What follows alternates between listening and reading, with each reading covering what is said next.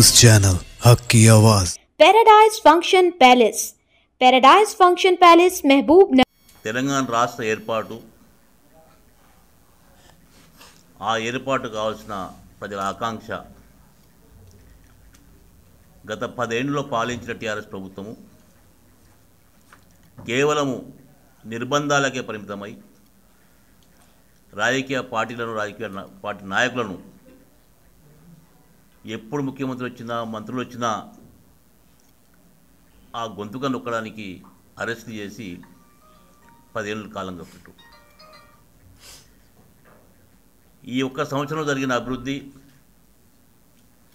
అభివృద్ధితో తోడు ప్రజాస్వామ్యం వర్ధిల్లాలని చెప్పే ఒక నిర్ణయం తీసుకొని బాహాటంగా ఎవరికి ఇబ్బంది ఉన్నా ఏ సంఘానికి ఇబ్బంది ఉన్నా ఈ ప్రజాస్వామ్యంలో మీ గొంతుకు వినిపారని చెప్పే ఉద్దేశంతో ఈ ప్రభుత్వం పనిచేసింది. ఈరోజు ప్రతిపక్షాలు మాట్లాడడానికి వీలలేదు. 3 రోజుల నుంచి నడుస్తున్న రైతు పండుగ రాజకీయాల్లో మేము విద్యార్థి దశలు చూసినాము, చాలా ప్రభుత్వాలు చూసినాము, కాంగ్రెస్ పార్టీ ప్రభుత్వ ముఖ్యమంత్రులు చూసినాము, వేరే పార్టీ ముఖ్యమంత్రులు చూసినాము. కానీ రైతులకు ఉన్న ప్రేమ, రైతుల బాగోగులకు ఆలోచించే విధానము ఆ రోజుల్లో స్వాతంత్ర నెహ్రూ గారు గ్రీన్ రెవల్యూషన్ తీసుకొచ్చినారో ఆ పునాదిని గట్టి చేయడానికి రేవంత్ రెడ్డి గారు ఒక సామాజిక విప్లవకారుడుగా ఈ సమాజ మార్పే భవిష్యత్ తెలంగాణకని చెప్పి ఆలోచన చేసి రైతుల బాగోగుల కొరకు 3 రోజులు సెమినార్లు పెట్టి ఎగ్జిబిషన్ పెట్టి వ్యవసాయం లాభంగా ఏడగలమని చెప్పినప్పుడు రైతులు వచ్చి మాట్లాడుతుంటే మాకే ఆశ్చర్యం కలిగింది.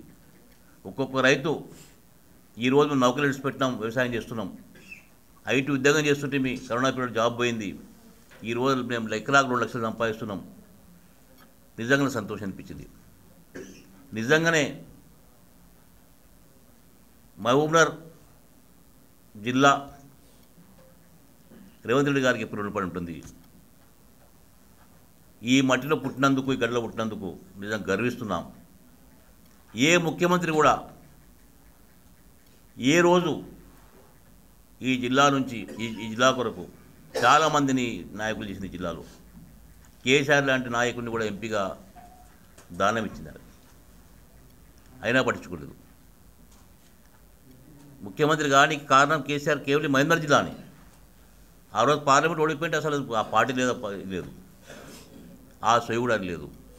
ఈ ముఖ్యమంత్రి సంవత్సరం లోపల 20,000 కోట్లు సంవత్సరానికంటే 1,00,000 కోట్ల రూపాయలు, 1,00,000 కోట్లు ఇచ్చిస్తే నిజంగానే ఈ గ్రామాలు పూర్తిగా మారిపోతాయి.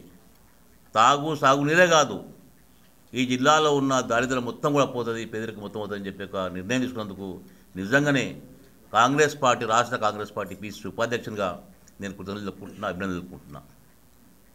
దాంతోపాటు ప్రధానంగా మైనార్టీ వర్గానికి సంబంధించి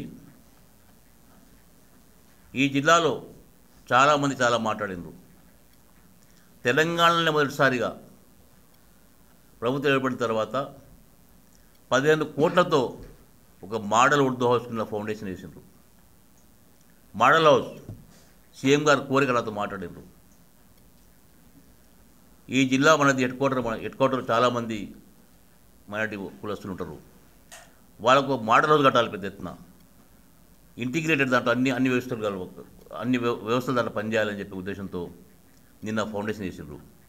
డెఫినెట్గా ఈ జిల్లాకు సంబంధించిన మైనార్టీ వర్గాన్ని కూడా ఈరోజు సంతృప్తి చేసే విధంగా ఈరోజు కార్యక్రమం చేసినాయి. అది ఒకటే కాదు, ఈరోజు 20,000 కోట్లు అన్నప్పుడే అయిపోయింది. ఈ జిల్లాలో చిన్నగా మూరికాడు స్టార్ట్ చేసుకుంటే ప్రాజెక్ట్ వరకు పూర్తి కార్యక్రమం అయితే చెప్పి చేసుకుంటూ ప్రధానంగా నిన్న జరిగిన సభ ఓ సక్సెస్ఫుల్ సభ, ఈరోజు చరిత్రలో నిలిచిపోయే సభ.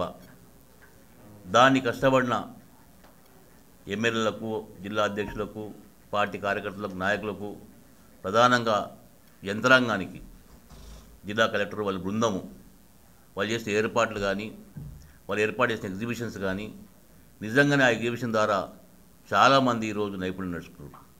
దాంతో చాలా నేర్చుకున్నాము. నేను కూడా మాకు సన్నకారు రైతునే, దాదాపు 4 గంటలు ఒకసారి కూర్చుని నిజంగా చూస్తున్న వ్యవసాయంలో ఇవన్నీ చేయొచ్చు అని చెప్పి ఆలోచన వచ్చింది. కాబట్టి ఈ కొత్త ఒరవడికి ప్రయత్నం చేసిన ముఖ్యమంత్రి గారికి నిజంగానే ఆయనకు ఒక సామాజిక విప్లవకారుడిగా నిర్ణయం చేస్తుందని చెప్పి తెలుసుకుంటాం.